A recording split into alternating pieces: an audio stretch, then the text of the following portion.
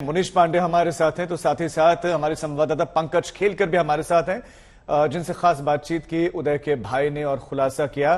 सबसे पहले पंकज आप ही करूंगा, जो ब्लैक फ्रीडम के नाम से ग्रुप बनाया गया था, आमतौर पर आदमी उसी ग्रुप का हिस्सा बनता है जो जिसमें दोस्त लोग होते हैं, यानी कि जानने वाले उस ग्रुप में रहे होंगे। गलती से पोस्ट शेयर हो गया और उसके बाद जानने वालों ने ही कत्ल की साजिश रच दी। जी हाँ, बिल्कुल। ये जो व्हाट्सएप ग्रुप था, दोनों उस व्हाट्सएप ग्रुप के एडमिन थे, दोनों अच्छे दोस्त थे, काफी लंबे समय से दोस्त रह चुके हैं। और ये जो उमेश कोल्ले है 54 वर्ष के, ये लगातार यूसुफ को, जो कि खुद को डॉक्टर कहलाता था, उनके शॉप पर आया करता था, मेडिकल शॉप पर आया करता था, उसको लगातार मदद कर रहे थे। और ये जो वायरल पोस्ट मीन्स ये जो कंट्रोवर्शियल पोस्ट है, ये जब उस व्हाट्सएप ग्रुप पे डाली गई, उसके बाद ही ये सारा कुछ हुआ है। और उनके जो छोटे भाई है महेश, उन्होंने ये बताया कि हाँ, वो पोस्ट वहां पर गई थी और कहीं ना कहीं ये जो कंट्रोवर्शियल पोस्ट है, जिसमें वो नुपुर शर्मा का जो विवादित बयान है उसको समर्थन करने वाला पोस्ट था, वो उन्हें निकाल भी दिया था, लेकिन कहीं ना कहीं उन्हें माफी मांगने का मौका नहीं मिला। और यूसुफ पिछले कुछ समय से आना जाना उनका बंद हो गया था। जो उनके मेडिकल शॉप पर आए थे वो अभी बगल वाले मेडिकल शॉप पे जाकर उनकी दवाइयां खरीदते थे। तो कहीं ना कहीं इसमें दो एंगल्स दिखाई दे रहे हैं। एक तो ये जो बदला लेने वाला ग्रुप है, या जो विवादास्पद बयान है उसको समर्थन करने वाली ये जो घटना घटी है, उस कारण भी ये घटना हुई है, जो भी अभी के जो तफ्तीश है वो बता रही है। और दूसरा है कि अपने दोस्त ने ही दोस्त से जो राशि ली थी वो वापस शायद नहीं करनी थी, इसलिए ये घटना हुई है क्या। और जो भी लोग, जो रेडिकलाइज लोग हैं, उन्हें बहका कर इस तरफ दिखाकर कि ये देखो ये पोस्ट है और ऐसा हुआ है, ये विवादित बयान है, इस पर अभी आजकल ऑप्शंस होते हैं, शेयर हो जाता है बहुत इजीली, कई बार लोग पढ़ते भी नहीं और शेयर कर देते हैं। ये एक आम मानसिकता है, उसमें धर्म नहीं देखा जाता, लोग फॉरवर्ड कर देते हैं। लेकिन मैं आपसे समझना चाहता हूं, पहले ब्लैक फ्रीडम करके एक व्हाट्सएप ग्रुप था, उसमें उन्होंने शेयर किया, लेकिन इस ग्रुप से एक दूसरा ग्रुप बताया जा रहा है, उसमें शेयर किया गया था, रहबरिया नाम उस ग्रुप का। तो उसमें किसने शेयर किया था और क्या उसमें साथ साथ में कंटेंट ऐड किया था उस कंटेंट के साथ? देखिए, ये पहला जो व्हाट्सएप ग्रुप है जिस पर उमेश ने शेयर किया था, और उसी ग्रुप में ये जो यूसुफ है वो भी एक एडमिन है, वो भी एक मेंबर है। वहां से ये और दूसरे ग्रुप में गया है क्या, और वो जांच है जो कि एनआईए और एटीएस या लोकल पुलिस ही बताएगी।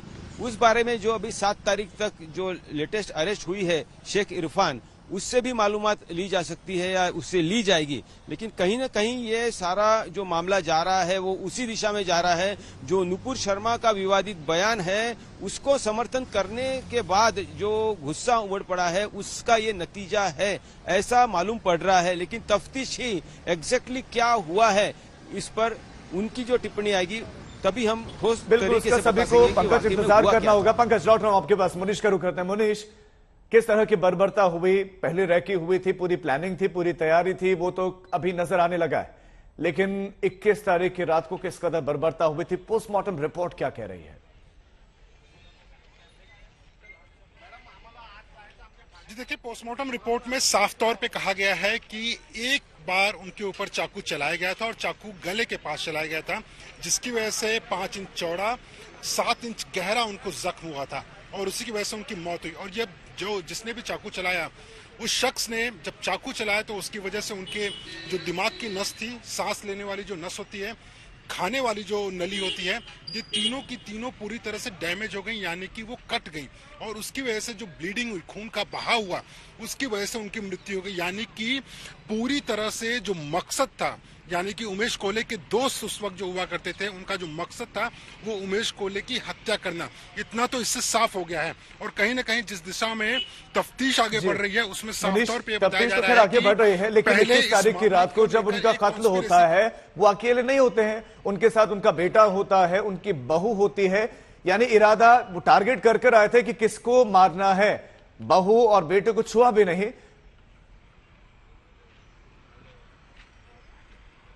जी बिल्कुल, जिस दिन से ये जो स्क्रीनशॉट की आप बात कर रहे थे थोड़ी देर पहले, जो व्हाट्सएप फॉरवर्ड की बात कर रहे थे, जिस दिन से वो शुरू हुआ था उसी दिन से उस चीज को लेकर बातचीत शुरू हुई थी। यानी कि यूसुफ खान जो कि ब्लैक फ्रीडम नाम के एक व्हाट्सएप ग्रुप का हिस्सा हुआ करता था, उसने जो उमेश कोल्हे का नुपुर शर्मा के बयान को समर्थन करने वाला पोस्ट था, उसका उन्होंने स्क्रीनशॉट लेकर दूसरे ग्रुप्स में भी फॉरवर्ड किया। रहबरिया ग्रुप, ना सिर्फ दूसरे ग्रुप्स में बल्कि उन्होंने उसको लेकर जो पर्सनल व्हाट्सएप होते हैं कई लोगों में फैलाया, और जो एक साथ एक जैसी मानसिकता रखने वाले लोग थे वैसे 6 और लोगों को अपने साथ यूसुफ लेकर आया। इरफान शेख को बताया गया, और इरफान शेख जो कि साजिश करता बताया जा रहा है।